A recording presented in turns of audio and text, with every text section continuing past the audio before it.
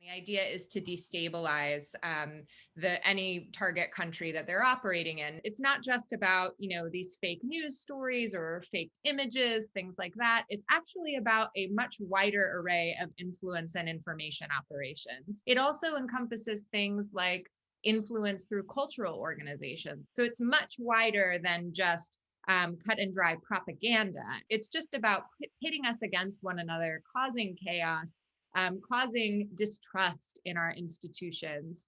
I like to say that disinformation has been democratized. You just need a social media account to be able to spread disinformation and a basic understanding of how the algorithms work, what social media prioritizes. Sometimes you can buy ads to kind of further influence and target your opinions. But social media gives anybody the capacity to target really highly inflammatory messages to exactly the audiences that are going to find them most appealing, that are going to be most vulnerable to them. And you can test those messages over time and see what's working and what's not. If you're unsure about information, the best thing to do is just to really, not share if you're unsure at all, because we play a part in amplifying all of this material. Most of the disinformation that we're talking about from foreign adversaries in particular wasn't amplified through the purchase of ads. It was amplified organically by normal Americans sharing it. So we all play a part in this. We're the first line of defense, and remember that something's not going to necessarily look fake. It actually will, inspire real reactions and emotions in you. In the wider West, there was just this understanding or belief, for some reason, that our information ecosystem was a lot healthier, a lot more resilient, and would withstand such attacks if they came for us. Understanding this as an existential threat to our democracy is absolutely necessary. I think it's possible to recognize that it is our internal fissures, our lack of resilience to disinformation, our atrophying information environment that makes us so vulnerable.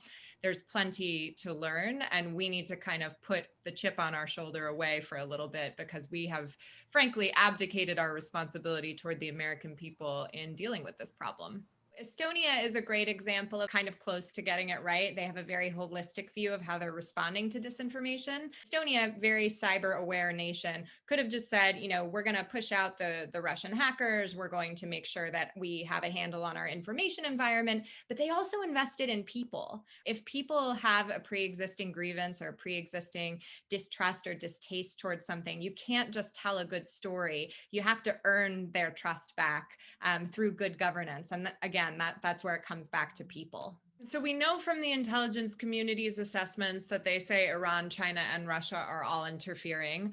I do not think we have seen the full picture of what is going on from the intelligence community. And I think that is because of the politicization of this issue of disinformation. All of that said, foreign interference is very worrisome. Another big theme in my book, and something that I'm really worried about ahead of the debate tonight, ahead of the election season closing on November 3rd, is the fact that we have so much domestic disinformation now.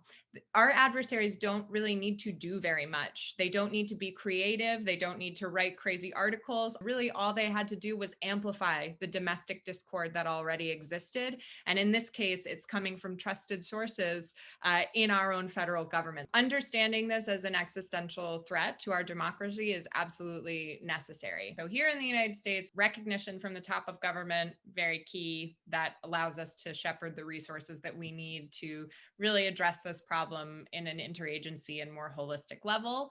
And this response, this interagency response that I'm talking about, will also involve agencies traditionally outside of the national security spectrum, right? Really, this is about people. So we need to get the Department of Education in there, the Endowment for the Humanities, the parts of our government that actually deal with Americans. And on the international level, I really do think that there is room for democracies to come together to establish standards of what a democratic online information space should look like.